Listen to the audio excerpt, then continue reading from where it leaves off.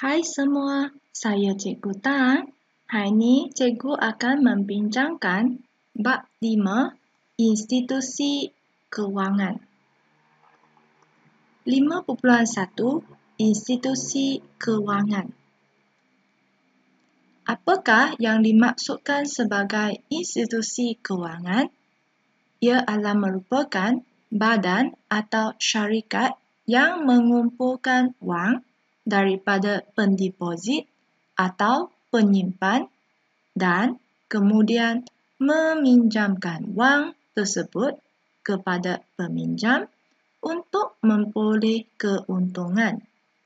Perantara antara pelaku ekonomi yang mempunyai lebihan dana dan meminjamkan dana tersebut kepada pelaku ekonomi yang mengalami kekurangan dana untuk tujuan pelaburan.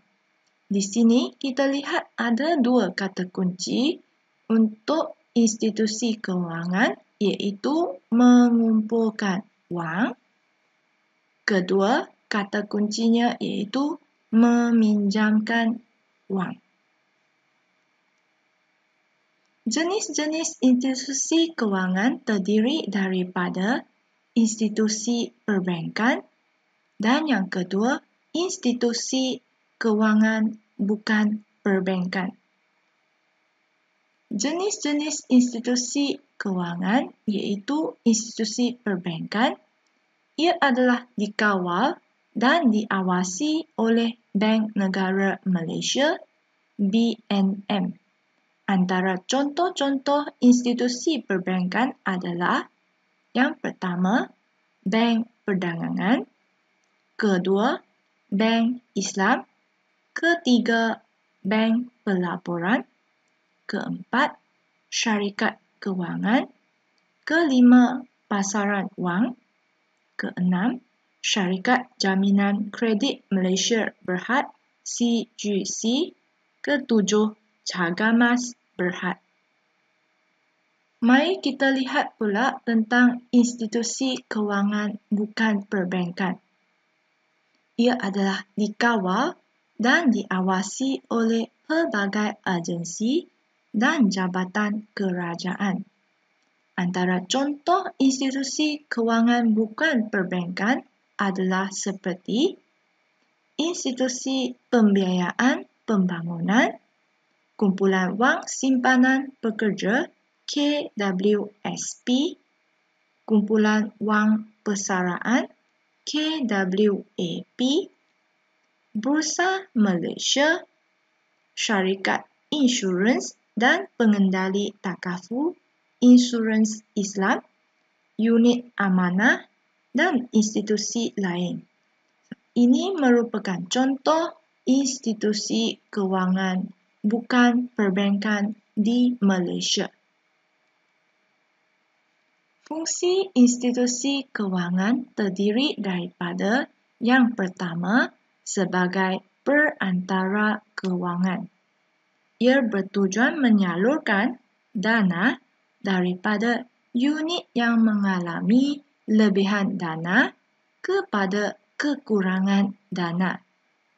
Ia memberi pembiayaan atau pinjaman kepada unit yang mengalami kekurangan dana melalui overdraft, sewa beli, bond, security dan pinjaman berjaga.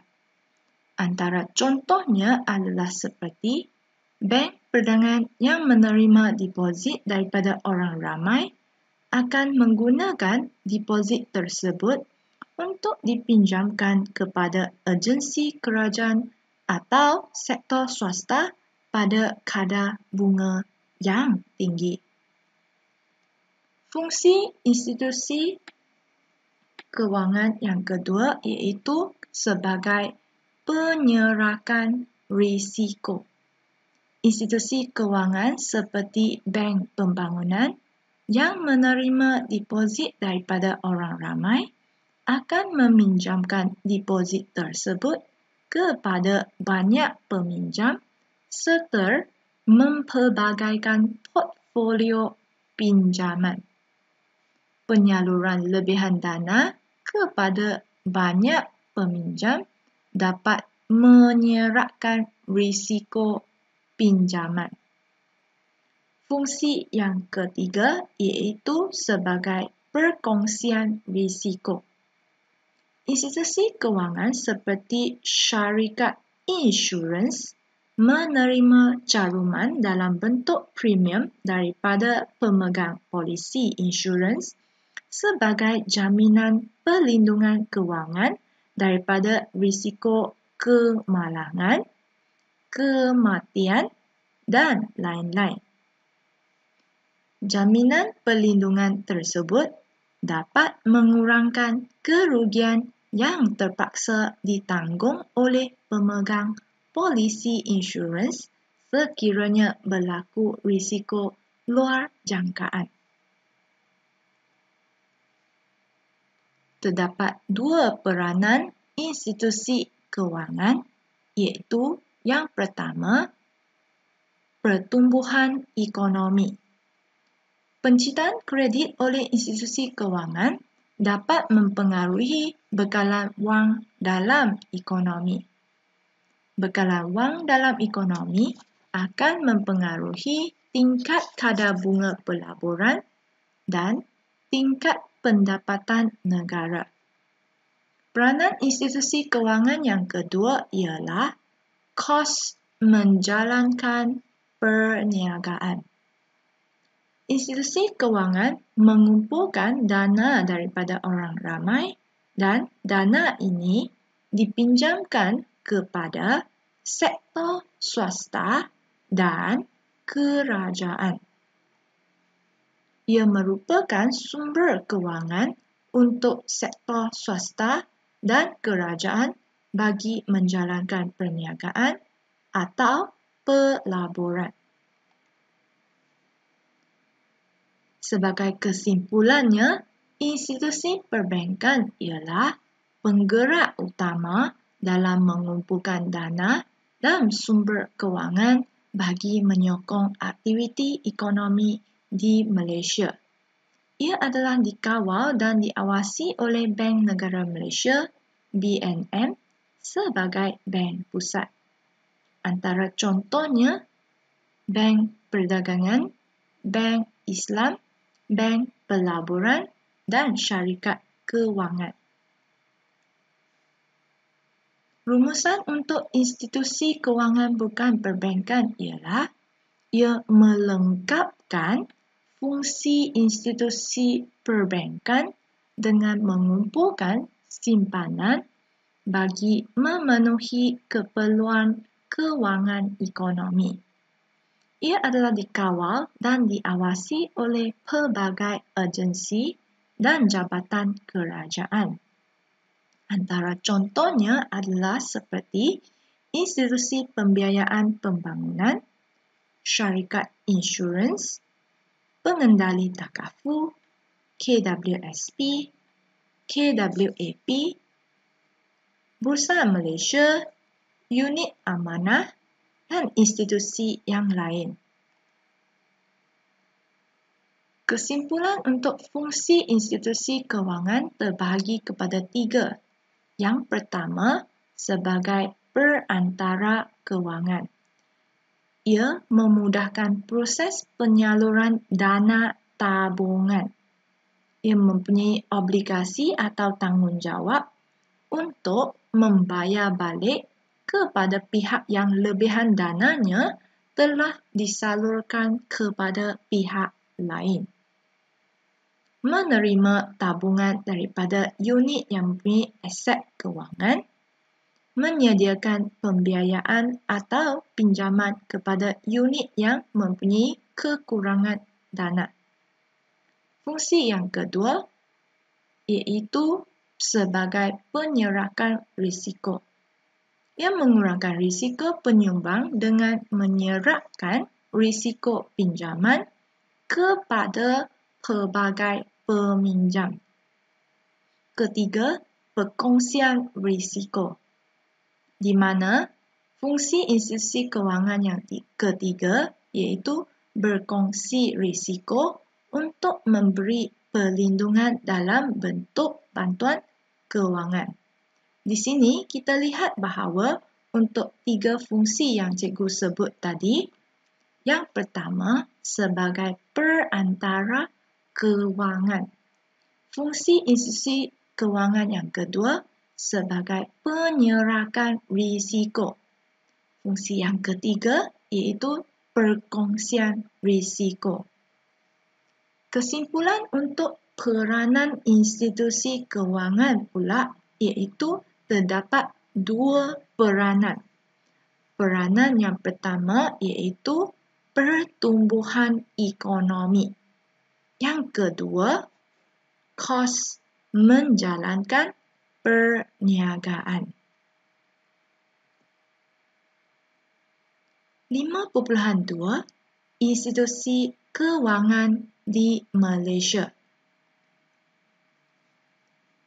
Institusi kewangan di Malaysia terbahagi kepada perbankan dan bukan perbankan. Untuk perbankan, antaranya contoh Bank Negara Malaysia BNM, Bank Perdagangan, Bank Islam atau Perbankan Islam, Bank Pelaburan, Syarikat Kewangan. Ini merupakan contoh bagi institusi kewangan perbankan di Malaysia. Untuk institusi kewangan bukan perbankan pula adalah seperti institusi pembiayaan pembangunan, KWSP, KWAP, syarikat insurans dan syarikat insurans Islam. Bursa Malaysia dan unit amanah juga merupakan contoh bagi institusi kewangan bukan perbankan di Malaysia. Bank Negara Malaysia BNM dan Bank Perdagangan. BNM 26 Januari 1959 ditubuhkan mengikut Akta Bank Negara Malaysia 1958. Ia adalah merupakan badan berkanun iaitu memiliki kerajaan persekutuan.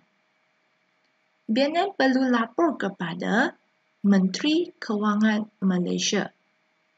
Gubernur BNM ialah merupakan Ketua Pegawai Eksekutif.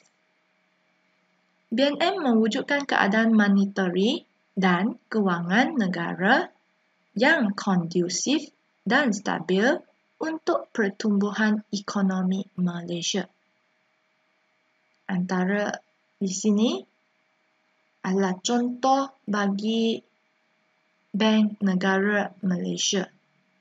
Ini pula merupakan logo bagi Bank Negara Malaysia, iaitu adanya rusa di logo tersebut.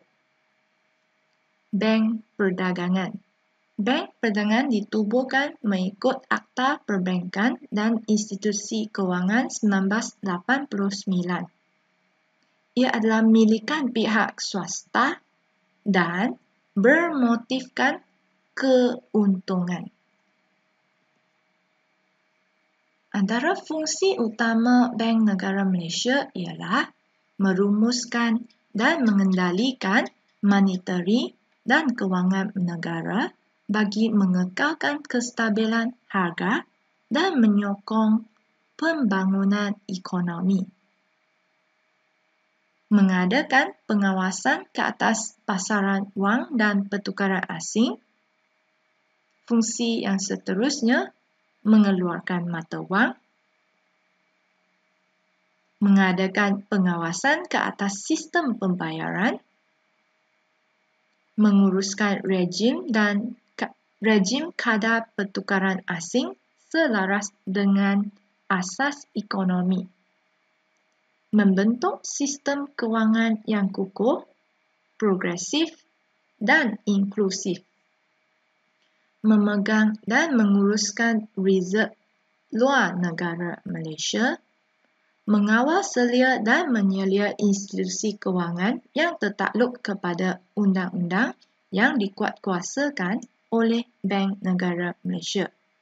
Fungsi utama Bank Negara Malaysia adalah sebagai penasihat kewangan, juru bank dan ejen kewangan kerajaan. Bank perdagangan antaranya seperti M-Bank, CIMB Bank, Maybank, Public Bank dan lain-lain. Fungsi utamanya adalah menerima deposit, membuat dan menerima bayaran, memberi pinjaman, menyediakan perkhidmatan lain yang komprehensif. Di sini ada logo bagi Maybank dan juga Public Bank yang dikenali di Malaysia. Bank Islam. Latar belakangnya, ia adalah ditubuhkan mengikut Akta Bank Islam 1983, iaitu ia berlandaskan hukum Islam atau hukum syariah. Perbankan Islam dan perbankan konvensional. Prinsip utama perbankan Islam iaitu penanggungan risiko bersama, perkongsian keuntungan pihak terlibat, menjamin keadilan semua pihak. Contohnya, Bank Islam di Malaysia adalah seperti Bank Islam Malaysia Berhad, BIMB, Bank Muamalat Malaysia adalah contoh yang seterusnya dan lain-lain lagi bank Islam di Malaysia. Perkembangannya iaitu sijil pelaburan kerajaan diterbitkan dengan konsep Islam.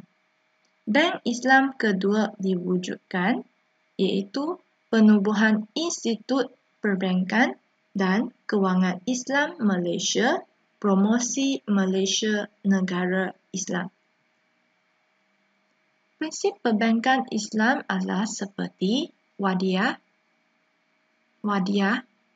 simpanan keselamatan, pendeposit dan bank. Mudarabah, perkongsian keuntungan ikut nisbah yang setuju, kerugian ditanggung oleh pemegang akaun pelaburan. Musyarakah, perniagaan usaha sama atau perkongsian. Keuntungan atau kerugian ditanggung bersama. Ijarah, pemajakan atau penyewaan. Perjanjian antara bank dengan pelanggan. Bai bitaman ajil iaitu jual beli dengan bayaran tertangguh, bayaran ansurans bulanan. Ia adalah bersifat jangka panjang iaitu pinjaman pendidikan. Bai'at takjiri iaitu pemindahan hak milik harta yang disewa. Apabila selesai hutang, harta disewa itu menjadi hak milik sendiri.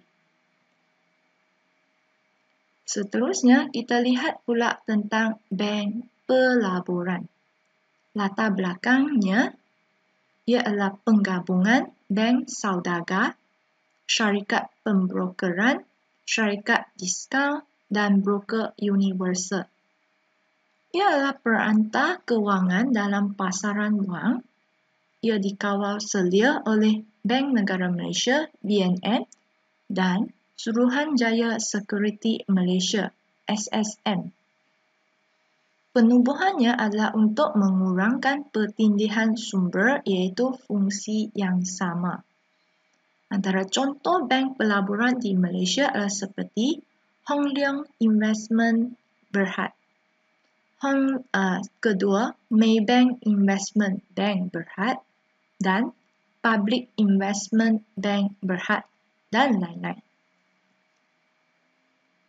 Fungsi utama bank pelaburan adalah seperti menerima deposit tetap, pemberian pinjaman, khidmat nasihat dan rundingan, pemasaran, perdagangan, menanggung jaminan terbitan saham baharu, mendaftarkan penerbitan saham baharu, menetapkan harga cadangan saham baharu, menstruktur semula pembiayaan hutang, melabur dalam instrumen deposit boleh niaga, sekuriti Malaysia, pinjaman dan pendahuluan harta benda dan ekuiti. Syarikat kewangan. Latar belakangnya iaitu mengikut Akta Perbankan dan Institusi Kewangan 1989. Ia adalah merupakan anak syarikat bank perdagangan dan merupakan syarikat tunggal yang bermotifkan keuntungan. Fungsinya adalah seperti menerima deposit tabungan dan deposit tetap, menyediakan kemudahan pinjaman, menguruskan aktiviti pelaburan syarikat yang melabur dalam saham dan harta tanah, menyediakan kemudahan pemajakan serta menyediakan kemudahan ATM dan kad kredit. Institusi pembiayaan pembangunan pula seperti industri pembiayaan pembangunan adalah seperti menyediakan pelbagai produk dan perkhidmatan kewangan. Ia adalah sebagai pelengkap kepada institusi perbankan. Antara contoh institusi pembiayaan pembangunan adalah seperti Exim Bank, Agrobank, Bank Pembangunan Malaysia Berhad, SME Bank, Bank Kerjasama Rakyat Malaysia Berhad dan Bank Simpanan Nasional. Maka ini adalah institusi pembiayaan pembangunan. Contoh yang seterusnya iaitu Kumpulan Wang Simpanan Pekerja KWSP. Tujuan KWSP adalah memberi perlindungan kewangan kepada ahli pada hari tua. KWSP menyediakan faedah kewangan untuk penjarum sebelum mereka bersara. KWSP menerima caruman daripada pekerja dan majikan pekerja dan seterusnya melaburkan dalam instrumen pendapatan tetap, ekuiti, institusi pasaran wang dan kelas aset inflasi. Seterusnya kita lihat pula tentang Kumpulan Wang Persaraan KWAP. KWAP merupakan perbadanan awam yang ditubuhkan di bawah Akta Amanah Persaraan 2007. Objektif KWAP iaitu menguruskan dana, membantu kerajaan menampung pembiayaan tanggungan pencen. KWAP membuat pelaburan dalam ekuiti, sekuriti pendapatan tetap dan pelaburan alternatif. Seterusnya kita lihat pula tentang syarikat insurans. Syarikat insurans mengumpulkan dana daripada pembeli polisi insurans dengan memberi jaminan kewangan terhadap risiko. Syarikat insurans menerima caruman dalam bentuk premium daripada pembeli polisi insurans. Produk insurans utama yang ditawarkan ialah insurans am dan insurans nyawa.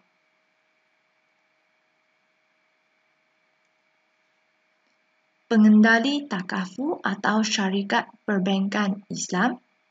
Ia adalah ditubuhkan di bawah Akta Takafu 1984. Pengendali takafu merupakan institusi kewangan Islam yang memberi perlindungan bersama atas perpaduan, tanggungjawab dan hubungan persaudaraan antara peserta.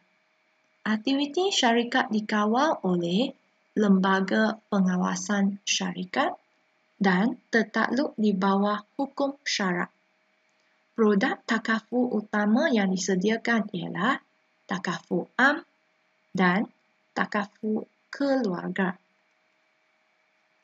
Bursa Malaysia ialah tempat syarikat berhad menjual saham secara tidak langsung kepada pelabur individu dan institusi kewangan. Bursa Malaysia berperanan sebagai pemangkin pertumbuhan ekonomi. Dana daripada pelaburan saham merupakan sumber modal penting untuk membangunkan sektor utama, kedua dan ketiga yang seterusnya meningkatkan produktiviti negara. Produk yang diuruskan oleh Bursa Malaysia ialah equity, security, derivatif dan bond. Unit amanah. Ia adalah merupakan perantara kewangan yang mengumpulkan dana daripada pelabur kecil. Dana tersebut dilaburkan secara besar-besaran dalam portfolio security equity, security hutang dan harta tanah. Unit amanah menyediakan instrumen pelaburan yang menggunakan dana yang dikumpulkan untuk dilabur dalam portfolio security atau aset lain. Seterusnya kita lihat pula tentang Lembaga Tabung Haji LTH. LTH ditubuhkan di bawah Akta Tabung Haji 1995 yang mula berkuat kuasa pada 1 Jun 1995. Aktivitinya tertumpu pada pengumpulan dan peminjaman dana serta membuat pelaburan dalam pasaran modal. LTH menguruskan dana yang dikumpulkan daripada orang Islam yang ingin menunaikan ibadah haji. Dana simpanan akan dilaburkan dalam instrumen pelaburan yang mematuhi syariah. 5.3 Institusi Pemberian Kredit. Bank Negara Malaysia (BNN) adalah merupakan salah satu institusi untuk pemberi kredit. Peranan BNN sebagai pemberi kredit iaitu memberi pendahuluan sementara. Ia memberi pendahuluan sementara apabila kerajaan mengalami defisit. Jumlahnya terhad kepada 12.5% daripada jumlah hasil belanjawan kerajaan dan hendak dibayar balik tidak lewat daripada 3 bulan. Ia adalah sebagai sumber pinjaman terakhir di mana BNN memberi pinjaman kepada bank perdagangan yang kekurangan tunai. Pinjaman diberi dalam pinjaman langsung dan pendiskaunan. Pemberi kredit yang kedua iaitu bank perdagangan. Bank perbankan konvensional dan perbankan Islam. Antara bentuk-bentuk pinjamannya adalah seperti pinjaman bercaga, pinjaman persendirian, kad kredit, overdraft dan pendiskaunan bil-bil pertukaran. Contoh menunjukkan jadual untuk data pinjaman bank perdagangan mengikut tujuan dan sektor. Analisisnya iaitu pinjaman mengikut tujuan. Nilai pinjaman terbesar adalah untuk pembelian harta kediaman. Di sini kita lihat bahawa pada tahun 2013, pinjaman tersebut menyumbang 30% daripada jumlah pinjaman. Di mana kita lihat di sini, pembelian harta kediaman adalah yang terbesar. Pinjaman tujuan pembinaan pula adalah mencatat peratusan peningkatan nilai pinjaman paling tinggi pada tahun 2014 iaitu 20.39% berbanding 2013. Di sini kita lihat nilainya iaitu pembinaan, peratus peningkatannya adalah paling tinggi. Analisis yang kedua ialah pinjaman mengikut sektor, di mana peratusan sumbangan pinjaman daripada sektor isi rumah paling tinggi iaitu 55% pada tahun 2013 daripada jumlah pinjaman dan meningkat kepada 55.69% pada tahun 2014.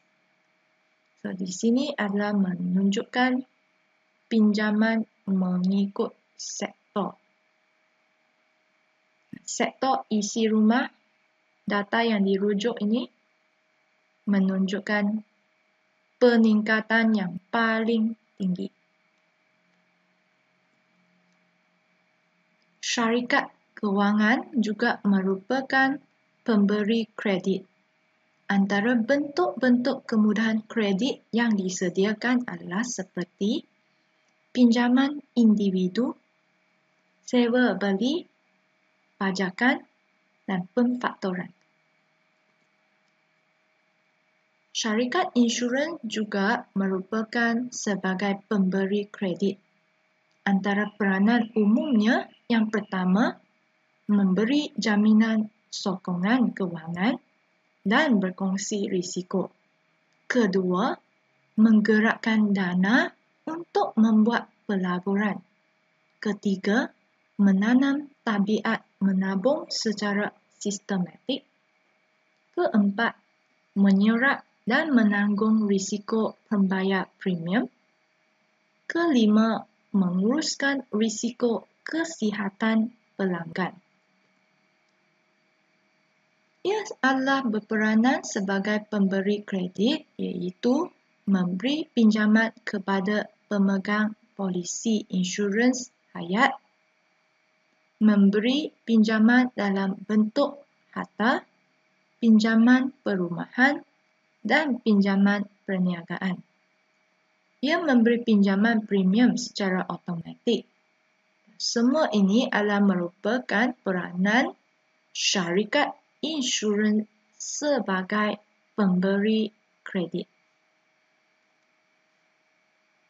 Seterusnya, kita lihat pula tentang koperasi. Fungsinya sebagai pemberi kredit iaitu menawarkan kemudahan kredit kepada anggota sendiri, pekerja dan pihak pengurusan koperasi, subsidiarinya, koperasi lain yang telah diluluskan oleh Suruhanjaya Koperasi Malaysia SKM. Antara peranan umumnya iaitu yang pertama, ia menggalakkan ahlinya menabung melalui bayaran caruman saham. Kedua, ia menyediakan kemudahan kredit untuk ahlinya pada kadar faedah yang rendah dan tempoh bayaran balik yang panjang. Antara bentuk kemudahan kredit yang disediakan iaitu yang pertama, pinjaman berjaga, yang kedua, pinjaman tidak berjaga. Amanah Ikhtiar Malaysia AIM juga merupakan salah satu pemberi kredit. Ia adalah satu badan amanah persendirian di bawah Akta Pemegang Amanah Pemerbadanan 1952. Objektif AIM ialah yang pertama, mengurangkan kemiskinan. Kedua, melahirkan usahawan daripada golongan miskin. Ketiga, menyediakan kemudahan kewangan, bimbingan dan latihan berterusan untuk usahawan daripada golongan miskin. Skim pembiayaan utama ialah ikhtiar rezeki. Di bawah ikhtiar rezeki antara adanya ikhtiar mesra, ikhtiar Sri Kandi, ikhtiar wibawa, ikhtiar wawasan. Kedua, ikhtiar penyayang. Ketiga, ikhtiar bestari. Keempat, ikhtiar sejahteraan dan program kewangan mikro bandar.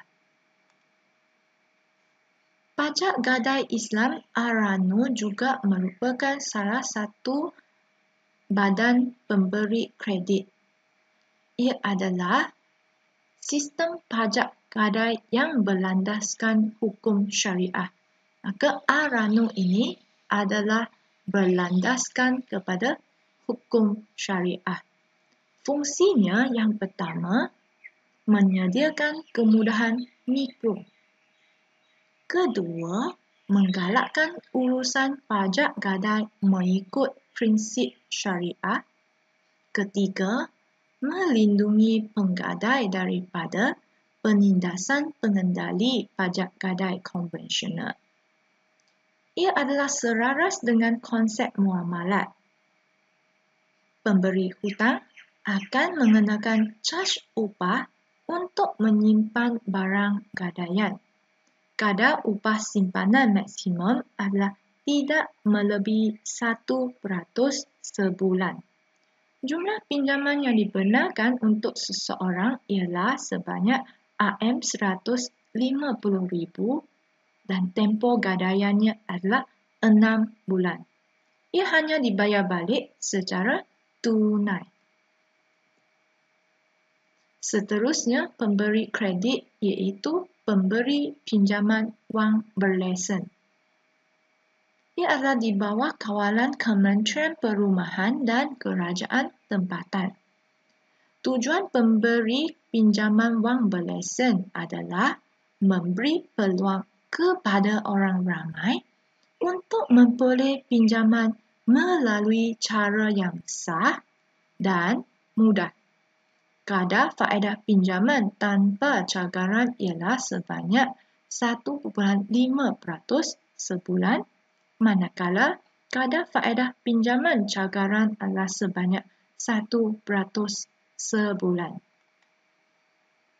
Masalah yang dihadapi oleh peminjam untuk mendapatkan kemudahan kredit. Masalah yang pertama iaitu masalah cagaran. Cagaran digadaikan sebagai jaminan pembayaran balik hutang. Cagaran penting untuk mengelakkan kerugian. Kekurangan cagaran akan menghalang peminjam gagal membuat pinjaman. Masalah yang kedua pula iaitu penyediaan kertas kerja. Peminjam menyediakan kertas kerja yang merangkumi penyata kewangan. Penyata kewangan digunakan untuk membuat penilaian permohonan pinjaman. Penyata yang lemah dan tidak lengkap akan menjejaskan peluang peminjam untuk membuat pinjaman.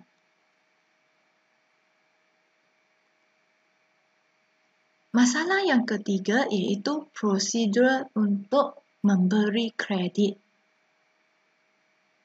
Pemohon pinjaman yang gagal menyertakan dokumen sokongan atau terdapat maklumat yang tidak lengkap dapat menjejaskan permohonan pinjaman.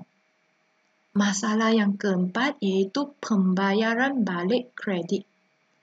Peminjam yang mempunyai sejarah kredit yang kurang baik dapat merendahkan skor kredit pinjaman. Skor kredit pinjaman yang kurang baik dapat memberi gambaran negatif. Maka mereka tidak akan mendapat pinjaman tersebut. Sekian sahaja untuk perkongsian pada kali ini. Jangan lupa untuk like dan subscribe YouTube channel Cikgu Tang sebagai tanda sokongan anda kepada Cikgu Tang untuk terus menghasilkan video pembelajaran yang seterusnya. Terima kasih. Bye-bye.